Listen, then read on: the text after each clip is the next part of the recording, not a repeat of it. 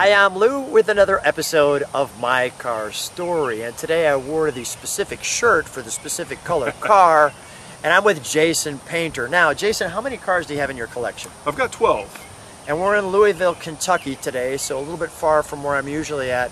And this car is what year, make, and model? It's a 1972 Plymouth Valiant Scamp. So I picked this one out of 12 because I think you, the viewers, would want to see this one. So let's go right to our featured attraction and show the Plymouth Valiant Scamp. There she is. Now, back in the day, this would be like the Honda Civic of today. Right. You would see a stack of these on the road. Challenge was, in the Midwest, they'd only last about 3 years because the quarter panels and then everything else in 2 years would be gone. So how did you find this one? Come on alongside with me. So this car, actually I saw this on eBay. Okay. And I kind of let the eBay thing do its thing, and the last 2 minutes of the actual bidding, I got outbid, and then I'm like, oh shoot. So I kept looking, it resurfaced, and then I called the guy and told him I'd be up there the next week, and I bought it. And this was back in 2014. 2014 you've had the car. I was just going to ask that question. You've got the one mirror. The thing I do like about it is a two-door. That's right. A lot of times we'd have four doors. Mm-hmm. The warning, remove slowly. Fuel may be under pressure. Now, I want to just feature these hubcaps, because these hubcaps, as you can see, are wonderful, and anything would dent these hubcaps back in the day. And the fact that you've got four that are fantastic are great. Now, this car came out of where? Actually, it was a Cincinnati, Ohio car, and I bought it from the gentleman who lived in the suburb there in Fort Mitchell, Kentucky. So it was an estate sale car or something? That is correct. It only has 31,800 miles. I bought it for 26,000 miles back in 2014. And those are original miles? That is correct. You can tell a lot by, obviously, the interior as well as the pedal wear on the vehicle. Let's open the trunk, shall we? Now, Absolutely. We have no trunk and treats on this one, unfortunately, for you. But I will show you just the trunk. We did put in the umbrella of the day, yeah, with the Scotch tape brand look to it, right, which is helpful. You can see this is an original piece here, and clearly an original color. And I don't want to pull this mat because I could see some cracking, but why don't I have you pull it up a little bit? Fine. Yeah. Because I think we have the original tire still connected with this car, and the jack with less than 32,000 original miles. Now, I asked some people who had this little piece here why that was there on one side and not on the other side. And of course, this time we can see there's actually probably an optional trunk light option on this car, which is interesting. Let's we'll close that. All right. And I want to show just one more kind of look at the points of that bumper. You can see there's kind of a three-point system. I have to say, I really think, looking back at this car, you know, we didn't think of this car as designed well back then, but it sure looks good now. And I've said cars have a way of looking better with age, and this one really shows that. May I? Oh, absolutely. Let's show the interior of this. I want to feature that. Built in 71. We have the blue interior here, as I could see, and you could just see, like, you've got the mirror here, and those things there. Vent windows, kind of nice, especially on non-air conditioned days, right? Yeah, you could see the proper coating there. Take a look at the interesting headrests on the bench seat. That's right, integrated.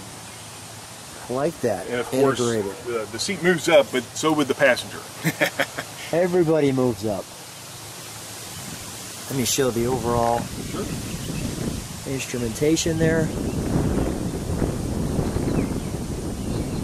And this was as bare bones as it got back in the day. That's exactly Seats are super comfy.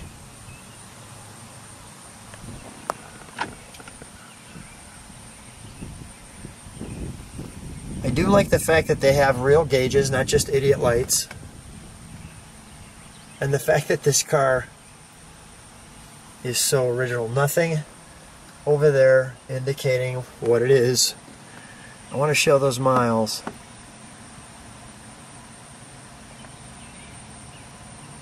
That's pretty crazy. But there's nothing on the door that says Valiant, Plymouth, nope. Nothing. That's great. All right, let's pop the hood, shall we? Absolutely. Go ahead, jump in there. All right. We have the 225 slant 6 engine, and it's deemed a slant 6 because the block is at 30 degrees. But as you can see, there's no air conditioner. There's just pretty simple mechanics. What's also neat with these old cars is to see the original production. So those chalk marks right there are pretty neat to see. You should look for the data tag.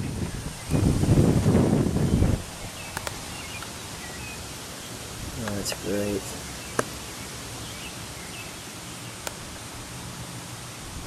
That's just great. That thing's just evaporated with It wear. has, but it's original equipment, Exactly. so that's why I kept it on there. And look at the number on the block there. So it's certainly not without blemish, but a good representation. No, this for is today's great blemish. cars. Yeah. I love the blemish on this car. This is why I said this is the one we'll pick. And you don't see many cars of the 70s with an underhood acoustical padding like you do on this one. So Yeah. it's kind of interesting. Sound deadener, whatever. I like that. you call it. Underhood acoustical paneling. Padding, yes. Padding, sorry. Yep. One more time. Underhood acoustical padding. Nice. Yep. Is that actually the actual term? That is correct. Never Yep. knew that. Yep. Okay. Let's fire it up, shall Sure, we? Absolutely. Lots of room to work on this one.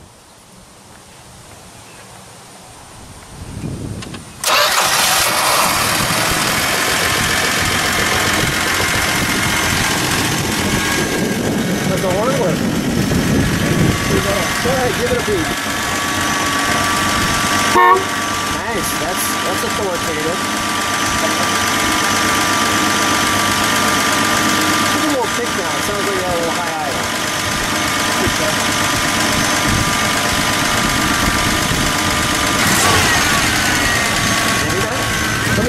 Let me listen to the little exhaust note. Can you step on the brakes for a moment? That looks good. Ah, the chrome tip. The chrome tip for that performance look. Right, exactly. On an underpowered car, that's all right. Why not? 110 horsepower. Go ahead and give it a rev.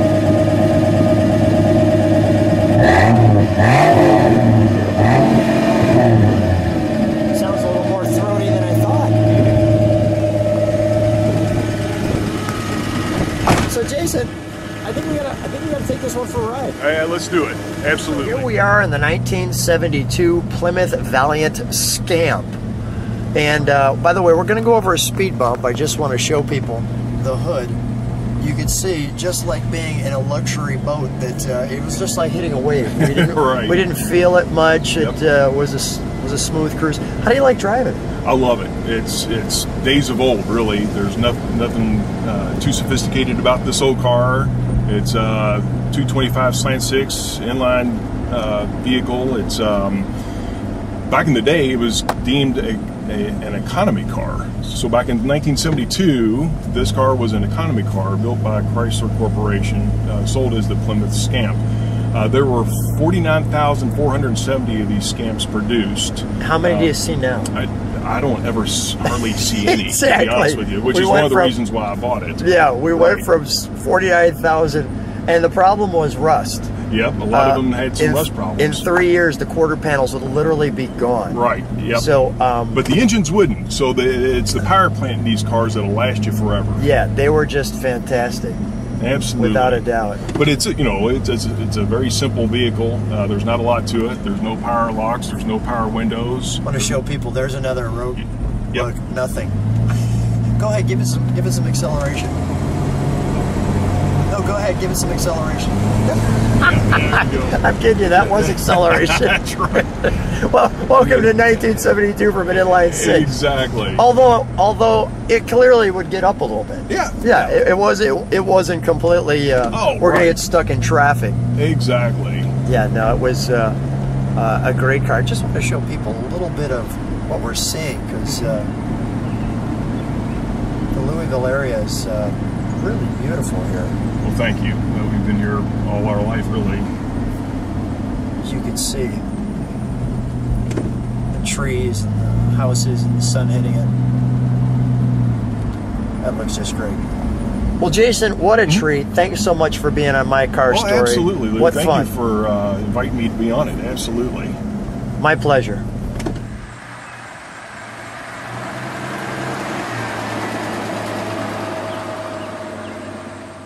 So a shout out to our friends Paul and Katie of AutoBio. You can see these at autobiotags.com. They're only about $49 a tank of gas in my Viper to get one of these, and it tells the story. So Jason will add this video to that tag, so you could see these online.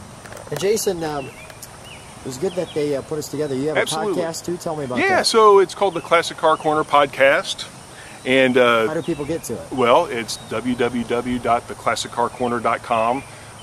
Three of my grade school friends, I obviously all got together after 30 years and decided to talk classic cars. So we've been able to have some very exciting guests on our show. So it's been a lot of fun. And AutoBio Tags actually hooked us up together. So it's greatly appreciated from the Repre family. Thanks.